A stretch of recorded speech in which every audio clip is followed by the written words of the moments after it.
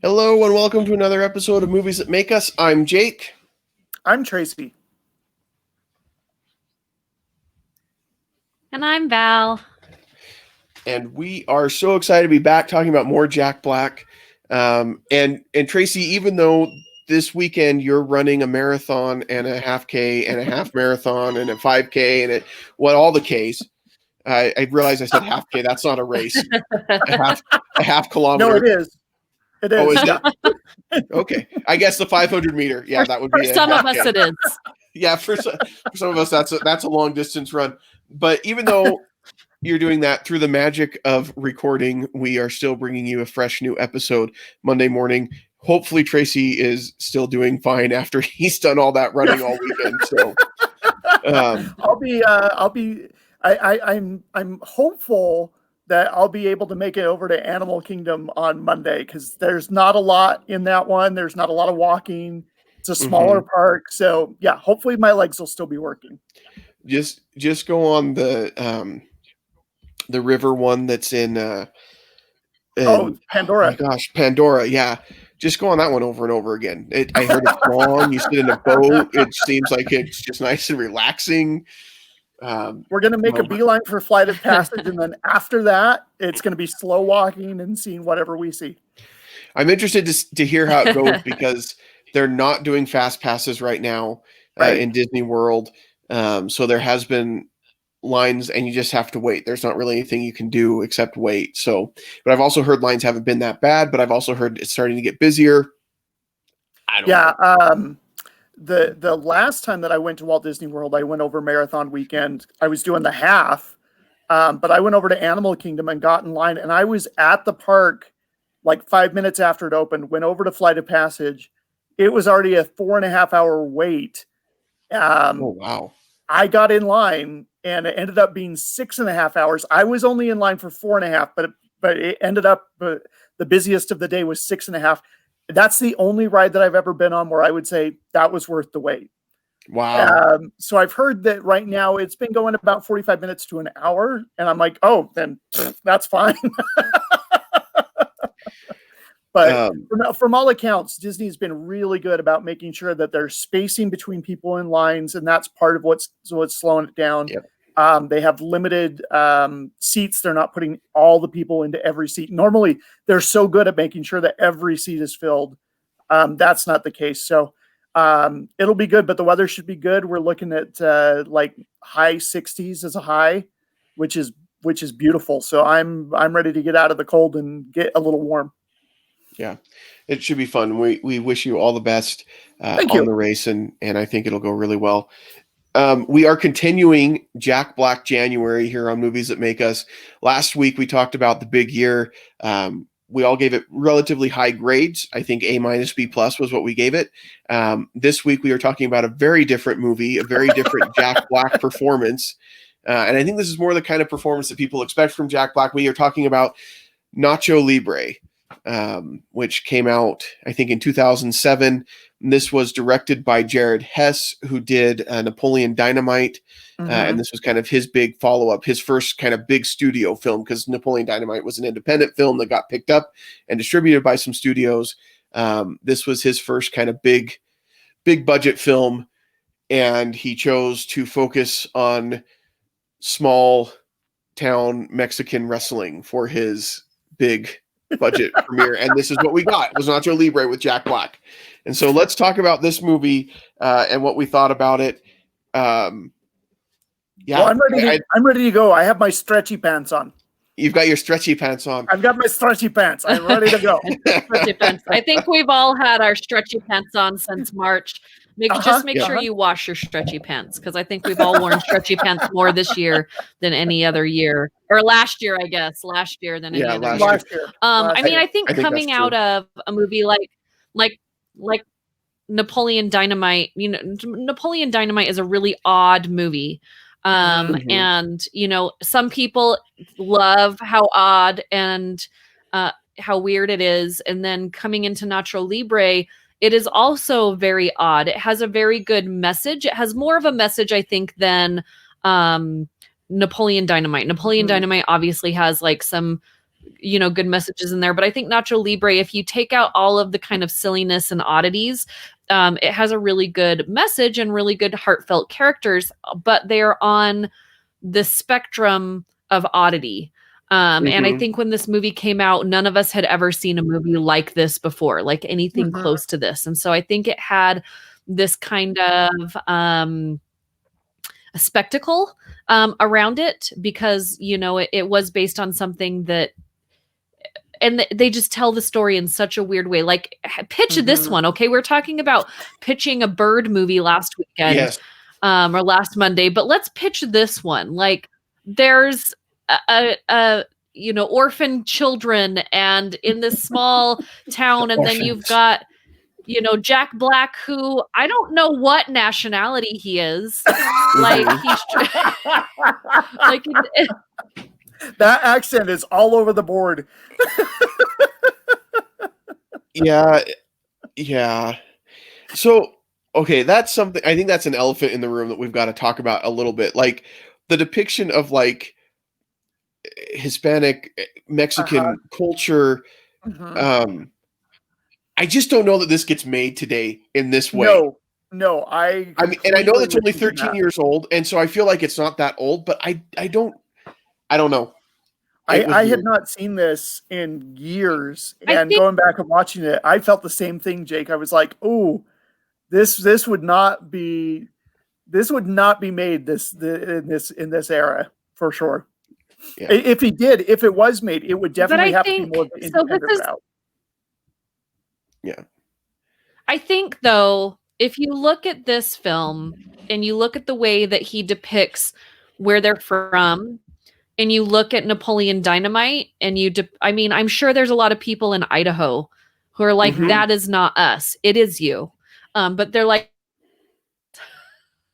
I think that this director, this filmmaker specifically likes to take the odd part of cultures and show us how you shouldn't take everything so seriously. I don't think and I could be wrong, and if I am, I totally reach out to me and tell me. I don't think he's being racist. I do think that he looks at very specific cultures, and I do think that he shows the weirdness. We all have weirdness in our families, weirdness in our cultures. But I do think, it's on that fine line because Jack Black is not of that ethnicity. Right. But he could have just grown up there. Like, I don't know. I kind of don't question it, but maybe we should. I don't know. Or maybe we shouldn't, and we should just have fun with this really weird nonsense. I think at one point he talks about where he's from because, like, his mother was like a Catholic nun, something, and like his father was a Lutheran something, and like it seems like from somewhere in Europe. I can't remember. I have to go back and watch it, but it seems like they address it a little bit. But I think I agree with you, Val. I don't think it's being racist. I think though that today, if you go into a studio and you say, this is what I want to do, I think they'd say, well, that's great, but we're not doing it, because I think there would be fears of it coming across as being insensitive. I think everybody's a little bit more cautious about that. And I think that's a good thing overall. But I think at the time this was made, that wasn't as much in the conversation as it is now. And I think, it's similar to, when you had Doctor Strange come out and the actress who played the Ancient One, and people being upset because she was great, but she wasn't Asian, and so are we whitewashing a role and things like that. So the whole Scarlett Johansson issue, right? And so I think that those are conversations that would be had if this film were pitched today. However, I agree. I don't think there's anything of malice in the film. I think it's all in good fun. And I don't think there's anything hatefully portrayed. Now, if you feel differently, we'd love to hear about it, and we're always open to conversation. And please help us know. We don't want to come across as insensitive ourselves. But I do think that that's something that would be a conversation if somebody pitched this film today, just 13 years later. So yeah. But that being said, it is a weird film. It's funny because just touching back on Napoleon Dynamite, it came out when I was teaching film, and I was teaching at the business college downtown, and I had a lot of international students. And it was so funny because my international students would come up to me and be like, all my friends are talking about this. I went and saw it. I didn't like it. I didn't understand it. Why do people think this is so funny? And I had to explain to them because it's such a cultural thing. I think even people outside of the Intermountain West don't get it as much as us, because it's like that was a lot of what growing up was about. And I remember seeing it at Sundance, and I was with my wife, and when he dumps the action figure out of the back of the bus with the string tied to it, I just about lost it. I was on the floor giggling, and she's like, why is that so funny? And I'm like, because we did that. That is something that I did when I was a kid. And she's like, why would you do that? And I'm like, I don't know, but we did. And I kind of think it's kind of the same with Nacho. It has this kind of love for luchador wrestling, which is an odd subset of wrestling to begin with. So it definitely is on this quirky, weird area that we don't normally see depicted on film. Yeah, and it's funny because you watch it and they do a lot of things, and I'm not super familiar with luchador wrestling compared to professional wrestling in the United States, but they get a lot of things pretty spot on. Like Ramses is always walking around with his mask on in public. Like there are luchadors that's what they do every time they appear in public in a suit or a shirt and jeans. They've got their mask on because that's such a big part of their identity. And it's a big deal. Like when he takes Nacho's mask off in the ring, like that's a huge thing that you just don't do. It's a huge sign of disrespect. They're like Mandalorians.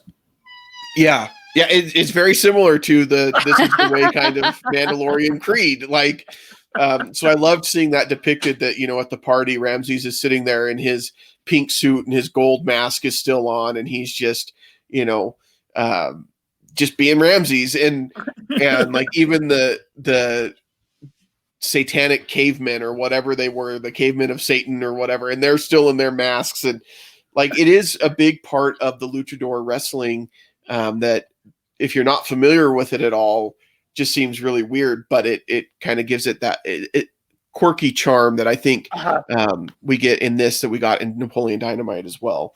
So, but this to me, I definitely think this movie you have to be in the mood to watch. Yes, I agree with that. Yeah, we talked last week about how the big year was Jack Black dialed down to 1. This is Jack Black dialed up to 11. So it's a very Jack Black movie. And I think, I got to be honest with you, I think if you have somebody else in this role, this movie won't work. This movie to me really only works because of Jack Black.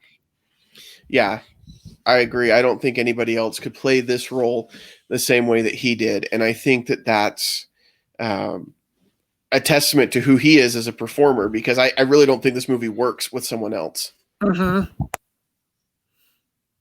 Yeah.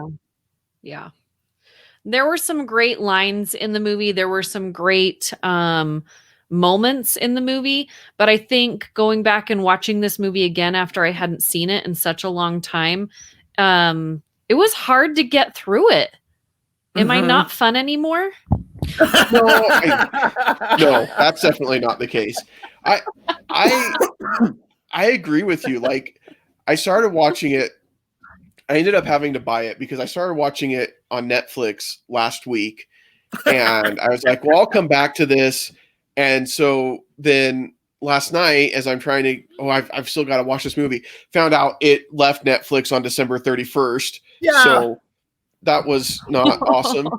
Yeah, but I had to rent it because same issue. I was like, oh, it's on Netflix, it'll be great. And then, nope. Well, I went to go rent it, and it was only $1 difference to buy it. And I'm like, well, I guess I'll just buy it because I feel dumb. But I had like a half hour left in the movie. I'm like, I don't know what else is left to show in this movie. Like, but I guess it's the hero moment and everything that he gets at the end.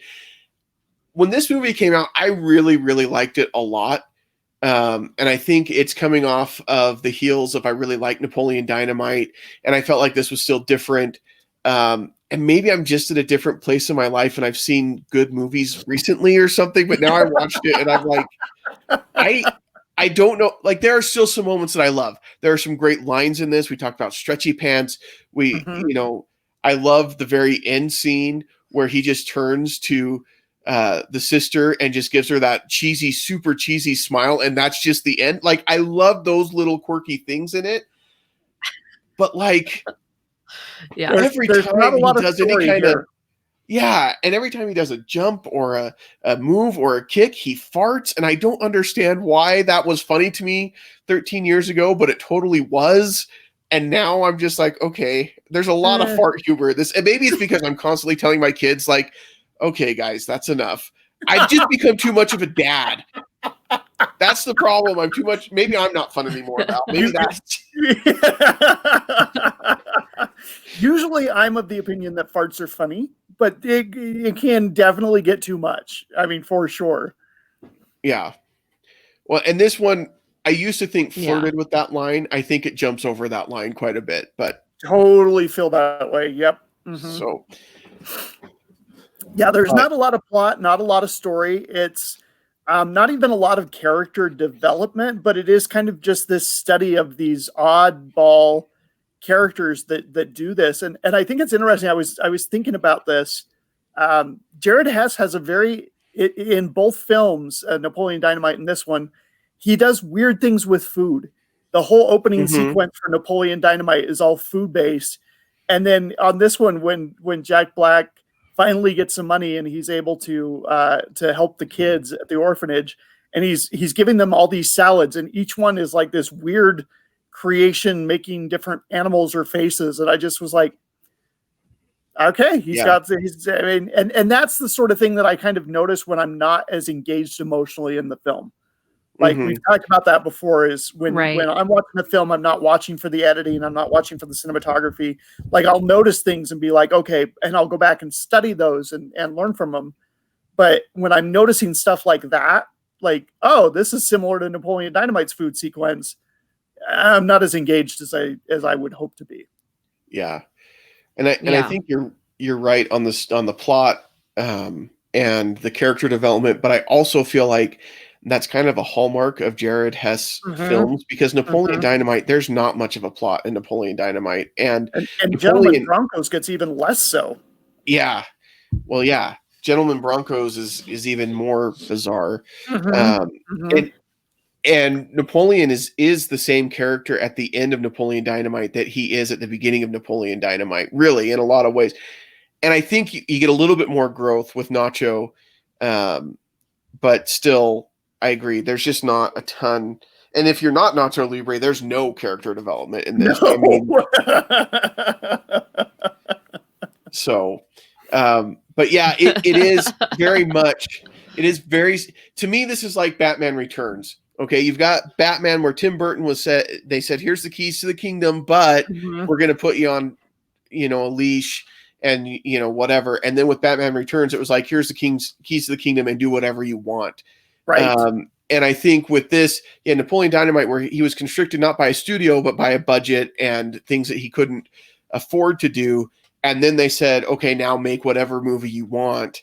And this is what he put together. And it's even more Hess than Napoleon Dynamite was. Who would have guessed Napoleon Dynamite would be his most mainstream film? Right? Yeah. It's true. But hey, he's got a voice. He's got his own style, his own take. He's not generic, that's for sure. And we often say we wish that filmmakers would take more risks and be more creative. And then we get it and we go, I don't know if that's exactly what I wanted. Well, I want them to be creative in the way. I mean, I think there's a time and a place for it. I think sometimes it is good. I agree, Val. Oh, for sure.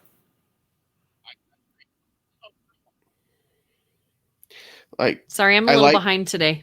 No, it's all right. I like to. There have been times where I go and I watch a movie and I'm like, that was nothing that I expected, and I like the direction that they went in it. I think Parasite is a great example of that, where you watch it, it's a very weird and creative film, and it's not anything that I would have ever imagined, but you have to appreciate it for what it is. But sometimes they get creative and it just goes out in this really weird direction that I'm just like, I don't totally. I don't know if I'm wanting to go on that journey with you. Yeah. Yeah. But I still laughed at a lot of moments in this film. I think one of my favorite characters. Yeah. I think one of my favorite characters in the film is the music. I love all the music in this movie. It's so much fun. It paints a picture of what's going on. And I think if they would have used any other music or score, it wouldn't have made it the same movie. So I think it's a character in itself. Yeah, I'm a big fan of Danny Elfman. And I remember reading about this when this happened. There was another composer that had started working on this film, and then Elfman came in, and there was controversy over how much of each one of their music was used. And like Elfman wanted solo credit because he's like, I did like 90% of the score. They ended up sharing, co-starring the music rights, but I'm a big Danny Elfman film, and it fits with him. He does like, and then Jake, it ties back in with the Tim Burton that you were talking about. He likes the weird, the quirky. You go back and listen to some of the Oingo Boingo stuff, and it's just awesomely bizarre. I was a big Boingo fan before he became a music scorer, or composer, I should say. Yes. I love Danny Elfman, and you guys know I'm a big Tim Burton fan, and so of course I love Danny Elfman because so many of the Tim Burton films that I love, he's also done the score for, and he doesn't just like weird, bizarre stories. If you follow him on Instagram, you can see pictures of stuff that he has in his house. He just likes weird and bizarre things, period. And I love, if you have time, on Netflix, they've got the holiday movies that made us. So they've got the movies that made us, where they took our title for our show and turned it into theirs, and that's fine. We love you, Netflix. And then they've got the holiday movies that made us, and they talk about Nightmare Before Christmas, and he talks about how he transitioned from being the front man for Oingo Boingo to writing scores for films.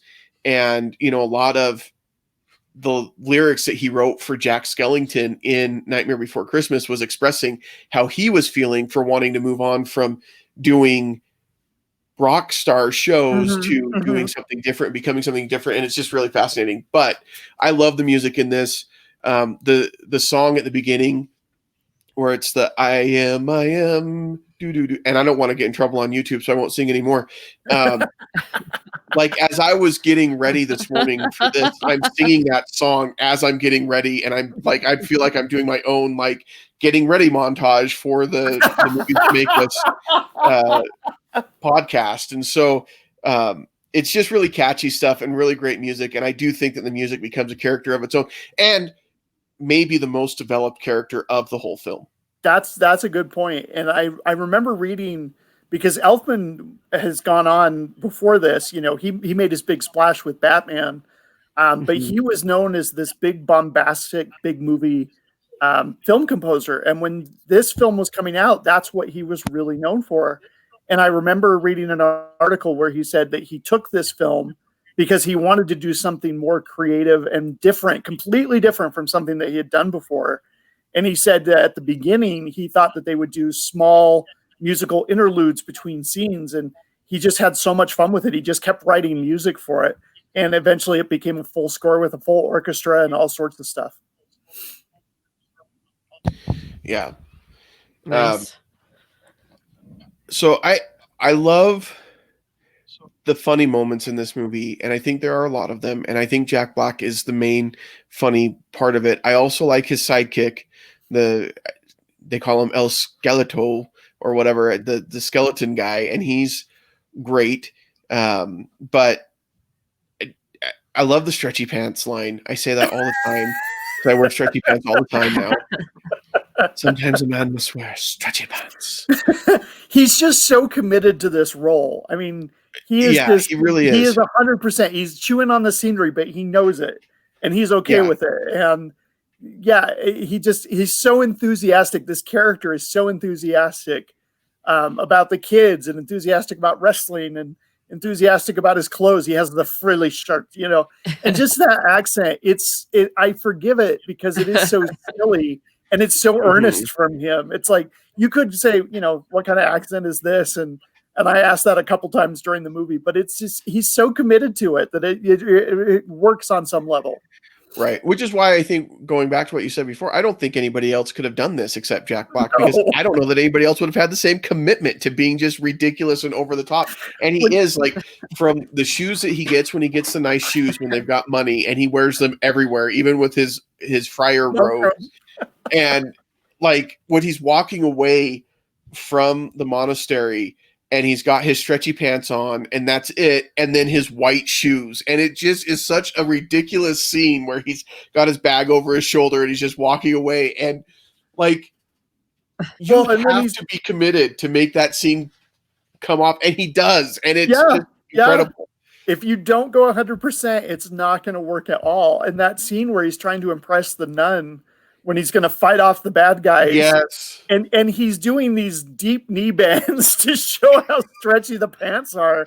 I'm like, Jack Black, you think of him as being this big, large guy, and he is, but boy, that guy has some athletic ability. He's got some skills when it comes to moving his body. He does. And again, this points us back to what Val mentioned earlier, his Instagram videos on his Instagram feed. You want to see him moving his body, check out his Instagram feed. So it's weird. Like, really, his body, and I'm not putting down people's bodies, but when you think of someone that should be flexible, they don't usually have that shape. Right. And he is unhumanly flexible with his body. And I think it's just because he's so active all the time. Like, he is just constantly moving in these weird positions all the time, not just in his movies, but like at home. I think he just is constantly moving. He's just, I don't know. He's an anomaly for me. He's, you just get pulled in by Jack Black. I know, like, when this movie came out, you know, it was one of those things that I was just into really weird all the time. So I just thought it was super great. Going back and watching it again, there are really just moments that I love, but I think those moments are just seeing Jack Black be Jack Black. When usually in a movie, that's not what I want to see. I want to see the character and I want to lose who the actor is. But I think with this movie, I just see Jack Black the whole time playing a character as Jack Black, and I don't hate it. But I think if I didn't enjoy Jack Black as much as I do, I would totally hate this movie. And I can see why some people are like, oh, I'm just not a Jack Black fan, because I think either you're in it and you love the weird and the oddity that is him, or you don't. I don't know that there's a middle ground. You can't just be like, okay with Jack Black. You know what I mean? He really strikes you as you love him or hate him. And I love him. So, yeah. Well, go ahead. I was going to say, my wife is coming around on Jack Black. And I think the problem is, I realized as we got ready for this episode and the episode last week, I realized that I did it in the wrong order. This was the first movie that I ever showed her with Jack Black in it. And she just wasn't into it. But now that she's seen like The Holiday, because we've talked about that, and now that she's seen The Big Year, she's starting to see that he's got more of a range than just what we see in Nacho Libre. But I agree, if you're not into Jack Black, this is not a great movie. If you're into Jack Black, then there's enough funny moments to save it for you that you're like, okay, this is enjoyable and funny. But if you're not, otherwise, don't watch it. Well, and I got to say, Jake, I know you and I have an affinity for the band Rush, and Jack Black was a huge Rush fan. And Neil Peart, the drummer, was always very stoic. He's got a great sense of humor. But when he would play and perform, he was in the zone. Like, he was so focused on what he was doing. And there was one year where they were performing, and they have a very famous album called 2112, where they have a star, and then they have a naked guy from behind in front of that star. And at one point, Jack Black ran out on the stage, climbed up on part of the set, dropped his pants and did the pose. And I'm just like, you know, that he busted Neil up. Like, Neil lost it. Like, so when you can distract that guy, then you're doing something right, you know? Yeah. Well, and he gets away with that kind of stuff because he is Jack Black. And thinking about it, his physicality is really the only person that I can think of that kind of matches it was Chris Farley, who would like do cartwheels across the stage, and you're like, a guy that big should not be able to move like that, and he could. And Jack Black is very similar in that way.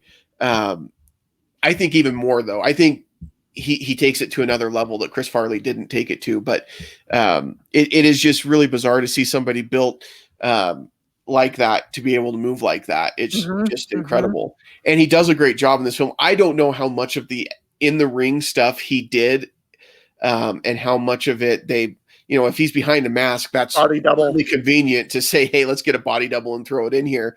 I kind of get the feeling like he'd be down for it though. Oh yeah, I think so too. And the thing is, I don't want to ruin the illusion for anybody out there, but a lot of wrestling is choreographed and a lot of the moves are not real. I don't want to ruin the illusion. And I do love that this movie doesn't ruin that at all. Like in this movie, wrestling is 100% real, that these guys are like beating each other up and he's not good just because he's not a good fighter. But like, I wonder how much of the choreography he actually did himself, because I think he's capable of it. I think he would be able to pull it off. I'm pretty sure the last move at the end where he flies like halfway across the arena, that was not 100% real. Maybe it was. Through the magic of movie making. Yes, exactly.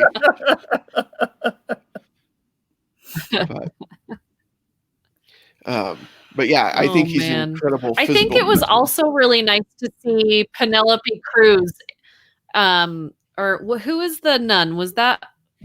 Oh my goodness. Who played the nun? I'm looking it up right now because I'm not. I really liked her. Sorry, my internet's being super slow today.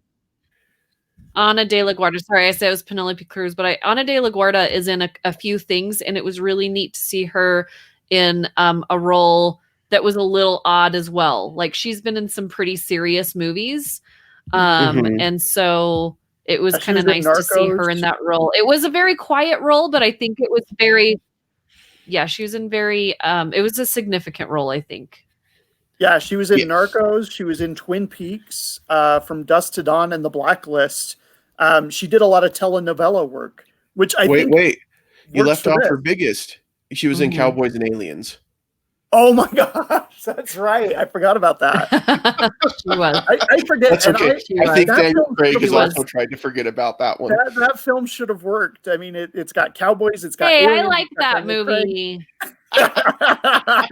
That's just because you're a big Jon Favreau fan.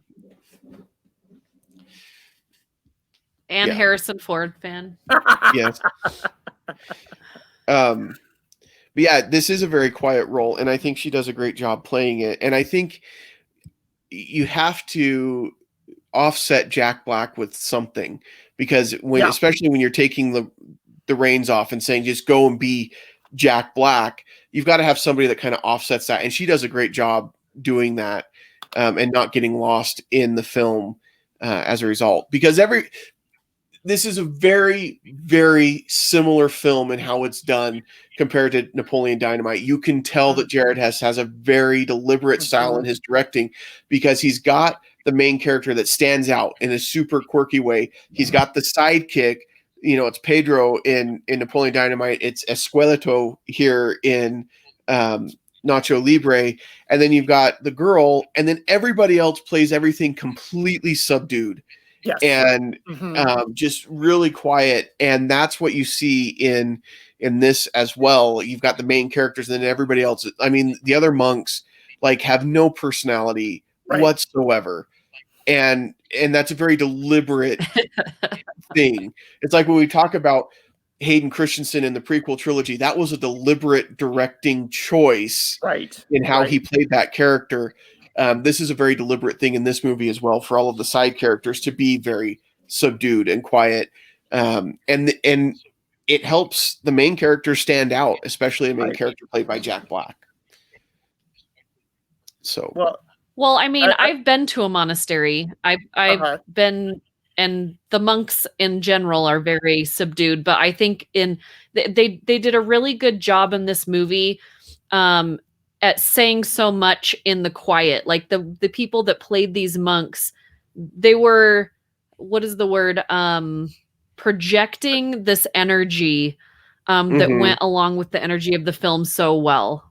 Yeah, well, I was going to say, it kind of makes me think of when Into the Spider-Verse came out, and I saw an interview with Nicolas Cage, and he said that they were doing Spider-Man Noir, and the director was like, let's do this, let's do this, let's do this. And Nick Cage said, okay, so you want me to go full Nick Cage on this? I got you. We're ready to go. Let's do it. And then the next take, he nailed it. And this is full Jack Black. This is Jack Black unleashed on this film. Yes. Well, even when he's singing the song at the party with Ramses, he goes into complete and total Jack Black singing because he adds in the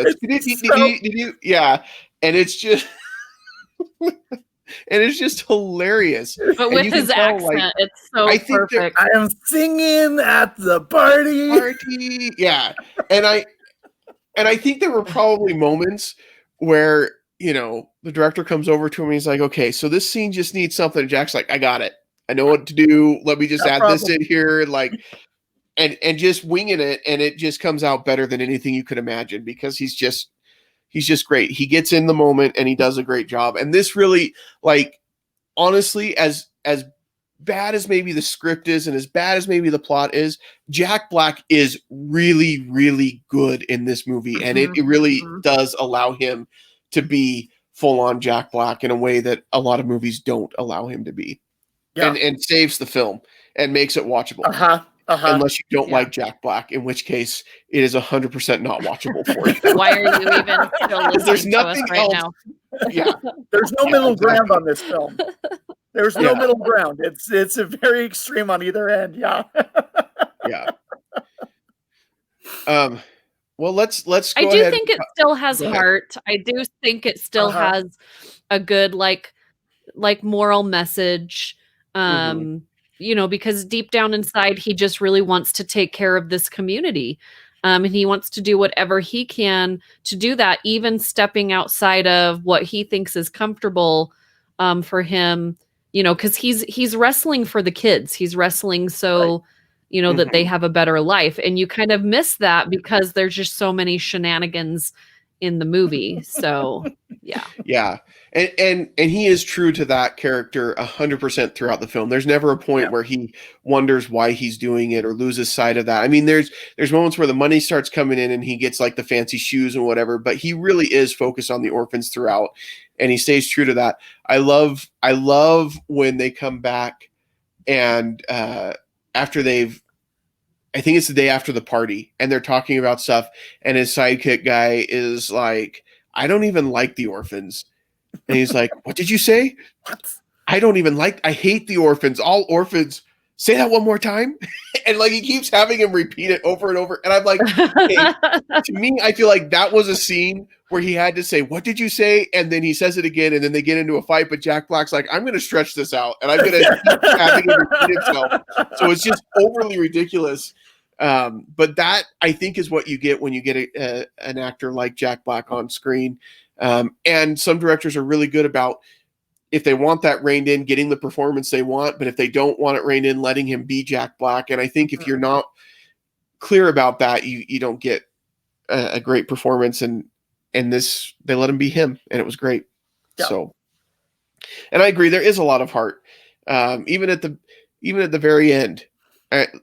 He does exactly what he said he was going to do. After he wins, he gets the bus, they go on the field trip, and then he gives that cheesy smile, and he's wearing the ugliest blue outfit I've ever seen. I don't know what that is. It is like a leisure suit mixed with a friar robe in baby blue,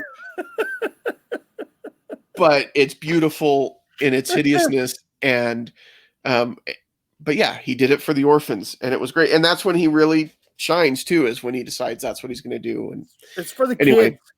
It's for the kids. I do love when they're walking, just some great lines where they're walking through the town and he's like, that's where I get the produce, and that's where I get the chips from the secret spot, and that is a crazy lady. And like his accent almost makes me think of The Princess Bride with the Spaniard. You know, it's kind of that kind of It's that long, same- drawn out. Yeah. Yeah. It's like you watch it though, and I think that's one reason why you can't really get too offended by it, because you're watching it and you're like, I don't even know who he would be offending at this point, because I don't even know what that accent is. Yeah, this is one you've either got to accept and go with it, or you're not going to have a good time. Yeah, exactly. Yeah. Yeah. And I think when you do end up having a good time, and you just can't look at it with too critical an eye. And I know that people hate that kind of stuff when we should be. Listen, sometimes you've got to watch a movie and not be overly critical of it. Like, you can recognize this is a really bad movie, but I'm really enjoying it because of X, Y, or Z. Are you entertained? Yeah. Yeah. Thank you. Great line from the Gladiator. Are you not entertained? Are you not entertained? Yeah. Now I'm imagining him saying that in the Jack Black accent. Didn't he go by the Spaniard in the Gladiator? Wasn't that like what they... He was a Spaniard, yes. Are you not entertained? We need a Jack Black Gladiator movie. That's oh my gosh, recast that role as Jack Black. That'd be hilarious. Tell you what, we'll see anyway. I would love to do like a side-by-side though with Pedro Pascal and his wonderful mustache, and then the Nacho Libre mustache, because they were both, I mean, this was on that level of good. It was a great mustache. And I think that just added to the movie as well. So really the top characters in the movie are Nacho Libre, the music, and Nacho Libre's mustache. In my opinion, those are the top three characters. No, I would agree with that. And Sister Encarnacion was also really, really good. So, but it is a ridiculous movie. If you haven't seen it and you like Jack Black, I would be shocked, but you should definitely go see it. If you want good vintage Jack Black, definitely go check it out. If you really, really honestly don't like Jack Black being Jack Black, this really, really is not the movie for you. Yeah. But what would we give it as a grade? Tracy, what's your grade for Nacho Libre? I would give Jack Black an A on this one for his commitment and his just over the top go for it. I'm with you, Jake. I hadn't seen this in a long time. I remember thinking when I first saw it, I'm like, well, it's not as good as Napoleon Dynamite, but it's pretty good. I had some issues. The pacing is rough. I had trouble getting through it. Overall, I'd probably give it a C, but I'd give Jack Black an A. Okay. What about you, Val? I mean, I think the rating of this movie comes with caveats, like Tracy said. I think Jack Black and what he does in this film is amazing and brilliant. What he brings to it and this character and what he creates just shows what kind of actor and comedian is. Comedy is hard. And when you look, I love that last week we talked about him in a movie with Steve Martin, because Steve Martin is like one of the kings of comedy and creating these characters that are off the wall and crazy, and not everybody understands these characters that Steve Martin put together. But it's to be respected, and comedians like Jack Black and Steve Martin don't happen very often. A lot of people try comedy and they just don't get it. I think if you're in the right mood and you have an open mind, I think this movie can be a solid B. I think it's not one that you need to watch over and over to remember all of the fun things about it and the ways that you love it, because you may not feel the same way. You have to be in the right mood to watch this movie, and that is just ready for silliness and fun, and you need to be able to depart. I do think that there are scenes that run too long. The scene where he's at the house trying to be the big guy, and he gets into a lot of that stuff doesn't need to be in the movie at all. If you cut that all out of the movie would be fine.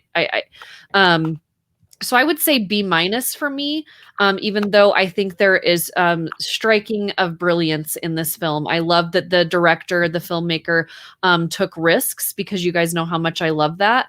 And to make these odd movies is really needed and necessary. But I do think that it should be tightened up a little as a film. especially if you're going to be this odd and this different. Like, keep it tight, man.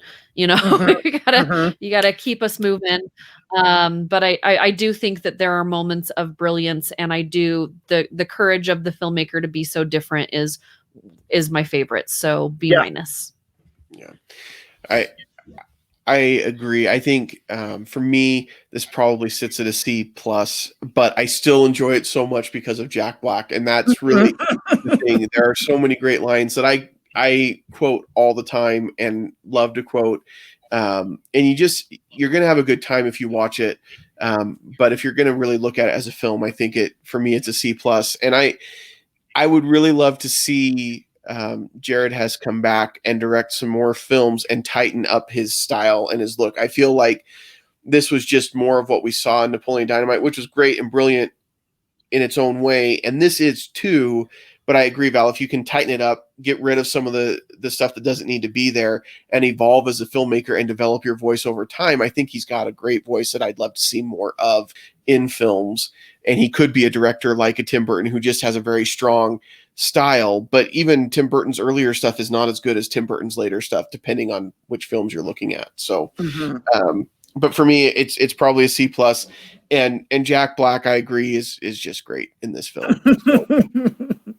So, and that's why we're talking about it, because it's Jack Black January. Next week, we will be back talking about, I think we're doing Jumanji next, and then we're finishing off with Be Kind Rewind, or are we doing it the other way around? I think it was flipped. I think we're doing Be Kind Rewind, and then we're going to come back with Jumanji at the end.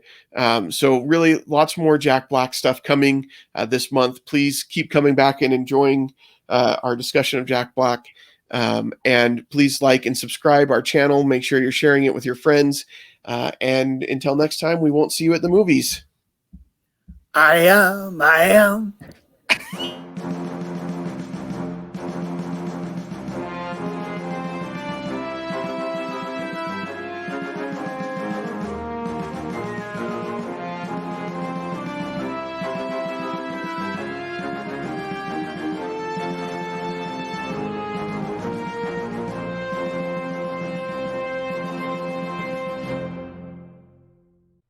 This has been a Stolen Droids Media